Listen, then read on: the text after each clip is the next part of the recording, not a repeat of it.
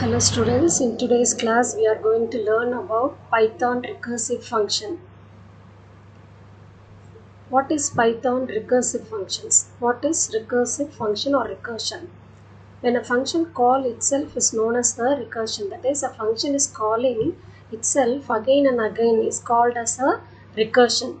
It is made up of two parts, base case and recursive case. So when you write a recursive function, we should concentrate on these two conditions. That is, we have to have base case as well as the recursive case. So what do you mean by that? The condition that is applied in any recursive function to terminate the iteration is known as a base case or base condition. That is, we need to include a condition in your recursive program so that it terminates the iteration. So that is called as a base case or base condition. The statement used for recursive call is called as a recursive case. That is, this statement which is used for calling the function again and again is that is called as the recursive case or recursive condition. How this recursive function works?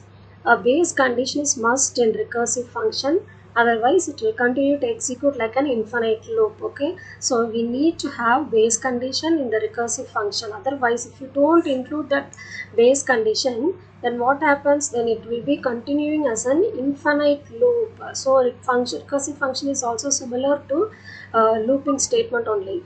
If the base condition is not properly included, then it will be continue to execute like an infinite loop. That means it will continue to execute and it never terminates, so it becomes never ending loop.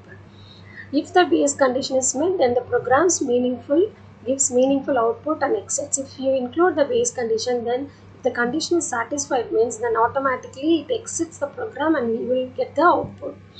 Otherwise function does. Suppose if the condition is not met, means then again it will be calling the function again and again, then it will do the process. Okay, once the base condition is met, means it exits the program down and you will be getting the output. This is how the recursive function works.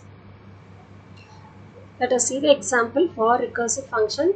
The NOR usually the factorial of a number is used for recursive function. Okay, so def fact, you know the function, normal function, how to define a function. Okay, so def fact of n, if n is equal to 0, return 1, else return n into fact of n minus 1. Okay, and then this here the main program starts. Print fact of 0, print fact of two call statement. One we have given for calculating the factorial of 0, another one factorial of 5. Okay, so if n is equal to 0, this is the base condition. Okay, this is called as the base condition.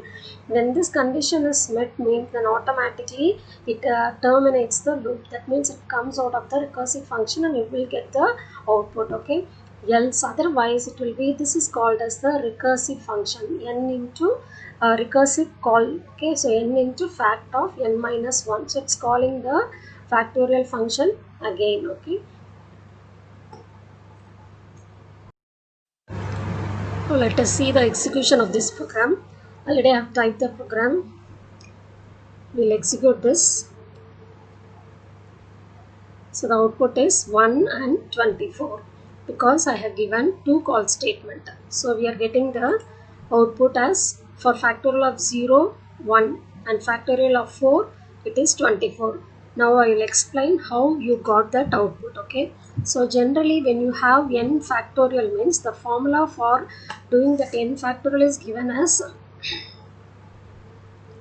n into, so n factorial can be expanded as n into n minus 1 factorial. Okay, so when we write n is equal to n into n minus 1 factorial, that means, so like that. So if again in the next step you can write it as n into n minus 1 into n minus 2 factorial. So here we need to find the factorial for each and every number. Okay, so that is n into n minus 1 factorial we need to find again.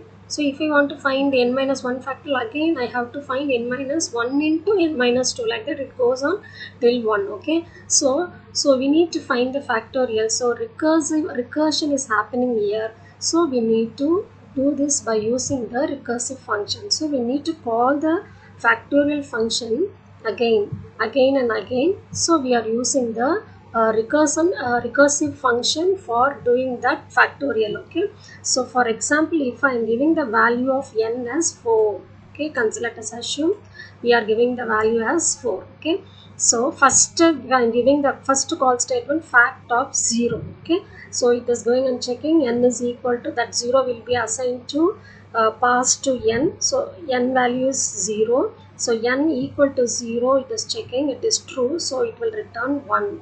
So that's all. It is terminated and will get the output as 1. Okay. So next statement you have is that is again you have one more call statement, that is fact of 4. Okay.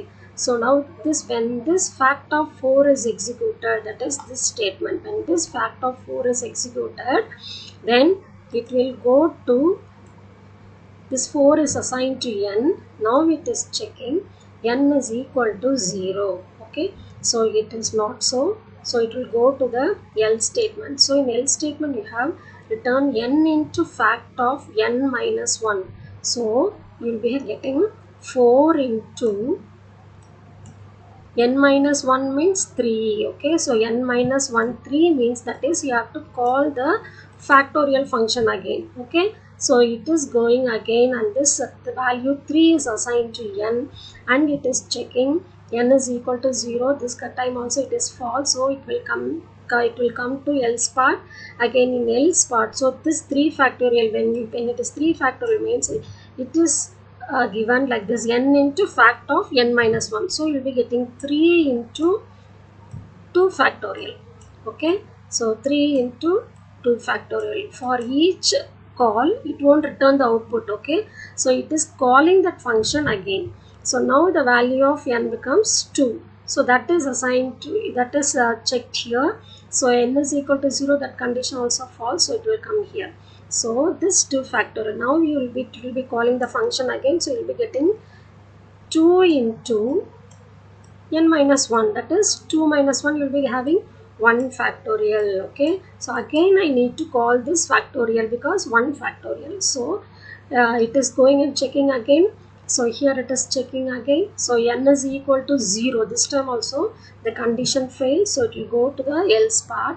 So now you will be having 1 into n minus 1. So n minus 1 is what?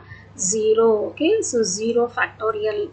So it will be going and checking again here. So here the condition is n is equal to 0. This time the condition, the base condition is met. Okay, the base condition is satisfied. So it returns 1. Okay, so this function will return 1. So it will be multiplying and it will be giving us the answer 1 into 1, that is equal to 1. So this value is for 1 factorial, you are getting the answer as 1, that is returned to the previous call. Okay, so now this will become, so here it will be calling, so 2 into 1 factorial is what? 1. Okay, so 2 into 1, that is equal to 2. Okay, so this answer is written here. Okay, so and then so this will become 3 into, so 2 factorial will be having the answer as 2. Okay, so 3 into 2, this becomes 6. Okay, and this is given here. Okay, it will go here. Okay, and then now the last call, that is the first one we called no. So 4 into 3 factorial is 6. So 4 into 6, that is equal to 24. So finally we got the output 24 and that is printed here. Okay, so this is how the recursive function, for this it uses the stack, that is that memory is used for popping out the answer. Okay, so 4 into 6 is equal to 24. That is the output for this program. So this is how the recursive function works.